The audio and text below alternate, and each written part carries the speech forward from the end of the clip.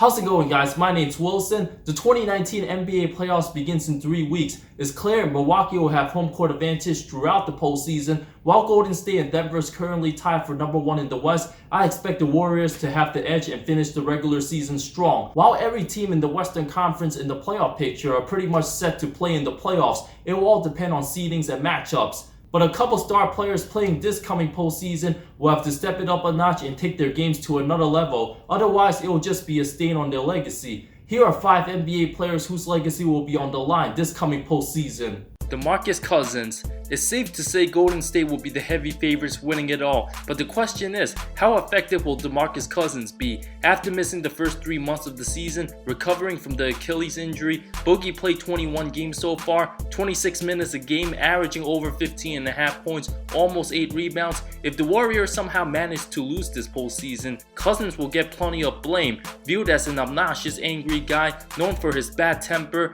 there was a reason why many teams didn't bother signing him last offseason. If he somehow loses his cool in a tightly contested pivotal moment and causes his team a playoff series, he will always be viewed negatively, instead of the good numbers he puts up throughout his career. Playing for a big contract this summer, it's likely he will go elsewhere, but his performance in April, May, and June will be heavily paid attention to around the league. For a guy who's 28 years old, supposed to be in the prime of his career, but after that injury, there's still many questions about his leadership and if he has what it takes. Was the face of the struggling Sacramento Kings for his first 6.5 seasons, but was known for his bad attitude, constantly getting texts, didn't even come close to making the postseason. Going 33 and 49 overall was his best record there, and the Kings already have a better record this season than any year DeMarcus was with the team. There's a reason why Golden State went out and signed 34-year-old Andrew Bogut, who's nowhere near as good as Cousins right now, but a way better defensive player needed for a potential series with the Rockets,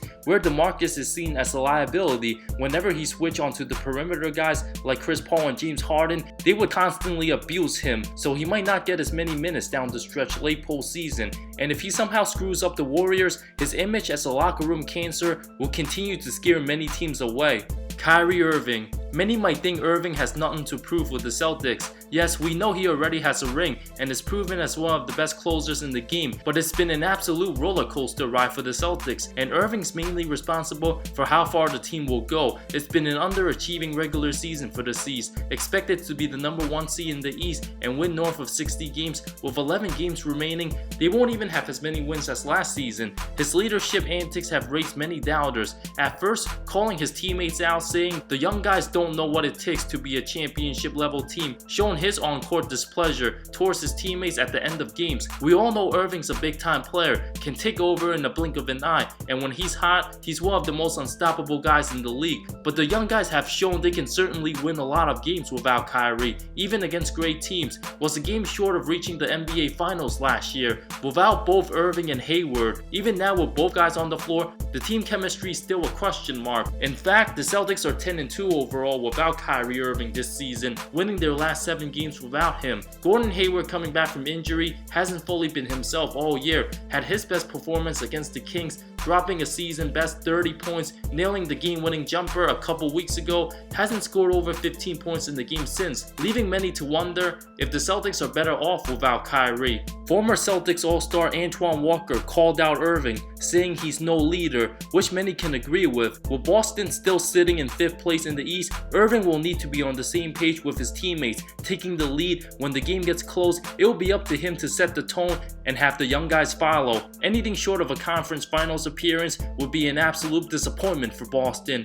We'll find out a lot over the next couple months what Kyrie's made of, and if he can really lead a team as the best player. If he's able to answer all these questions and even lead the Celtics to a championship, nobody will ever question his greatness. But if he loses in the second round, many would only view him as a great player who can't be the face of a championship franchise. Jimmy Butler. One of the most polarizing stars in the NBA, as honest and real as any player gets, Butler has 2 sides of his personality. can be seen as a friendly, outgoing guy off the court, drives a minivan, and posts funny videos of himself. But on the court, he's as tenacious and tough as anybody, always plays with a chip on his shoulder, has earned everything through hard work, from being doubted, and was a nobody coming into the league. His obsession with being the best version of himself became a 4-time All-Star, but his exits from the Bulls and Timberwolves were extremely public, throwing people under the bus, very confrontational, cursing out teammates, coaches, and even the front office staff at practice, eventually leading to Tibbs firing. Although he was right about Andrew Wiggins, franchise player Karl Anthony Towns has been dominating, playing his best ball since Butler's departure. Minnesota would have been a playoff team with Jimmy, and it only took a few months with Philly for Jimmy to show his frustration,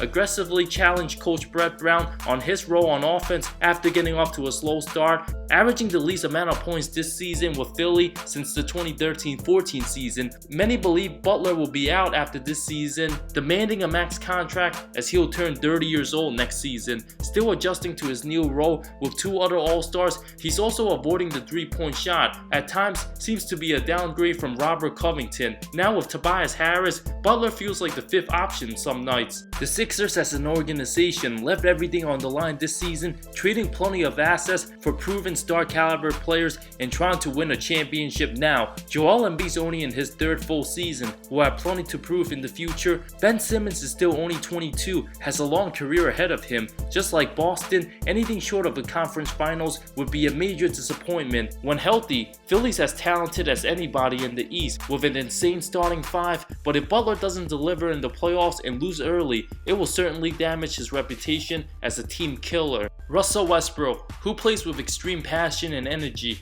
His heart and desire is never to be doubted, but since KD left OKC, Russ has been eliminated in the first round in back-to-back years. There's no excuse for the Thunder not to advance past the first round, but this season it's not as easy as people think, with the team struggling over the past week. All of a sudden, dropped all the way to the 6th seed. It's clear the team's offense is now revolved around Paul George, who's been the best player on the team this season and likely going forward. Westbrook has lost a little bit of his explosiveness, shooting under 43% from the field, a horrendous 65% from the line, by far the lowest of his career, 28% from 3. I understand his triple doubles are impressive and he'll have a lot of those records, but he's been very erratic this season. The whole Utah situation was unfortunate, but it wasn't the first time Russ has gotten into it with a fan this season. His emotions have been getting out of hand, got into plenty of altercations with a couple players, even purposely bumping into Klay Thompson, who never gets into any altercations with anybody, was terrible against Golden State, going 2 of 16, constantly chucking and missing jumpers. Him getting suspended cost the Thunder the game against the Miami Heat, a crucial missed game that can decide the factor between finishing as the 3rd seed or the 8th seed, where the team can't afford him to miss time when trying to get good playoff seeding. Without Paul George, OKC wouldn't even have been a playoff team this season. In last year's postseason, Ricky Rubio got into Russ's head. There was no excuse losing to Utah, and no matter who they face in the first round, if Russell Westbrook and the Thunder don't prevail, it will leave a black mark on his legacy. He needs to be able to hit shots, make some defensive plays down the stretch, and not chase after stats if he wants to advance far into the playoffs. James Harden, who's known to be a choke in the postseason, arguably the best regular season player over the last 3 years, but come May, Harden often hibernates and doesn't look like his former self. I'll give him a pass against Golden State last season. Since Chris Paul got hurt for the final 2 games, Harden averaged over 28 a game, but didn't take it to another level, and the Warriors were simply a better team. But if you look at his performances from previous years, Harden went cold in Game 5 against San Antonio in 2017 down the stretch, was blocked by Manu Ginobili in overtime, scored a pathetic 10 points in Game 6 without Kawhi and Tony Parker, getting destroyed by almost 40, got beat in an easy 5-game series against Golden State in 2016, scored only 18 points on 4 of 13 shooting with 4 turnovers in Game 4, was abysmal in the 2015 Western Conference Finals against the same Warriors team with his team down 3-1. Harden had one of his worst games ever, scoring only 14 points, committing 12 turnovers, going 2 of 11 from the floor, was favored against Portland in 2014, but got outplayed by both Damian Lillard and LaMarcus Aldridge, shot under 38%, 100% that series. Went MIA in the 2012 finals, even though he was only 22 years old at the time, could have been the difference maker that series. But he can put all those playoff disappointments aside with an amazing run this season. Harden can score 40 or 50 every game until the end of this regular season, win another MVP if he wants, but if he continues to underperform this postseason, he will continue to be viewed as a choke artist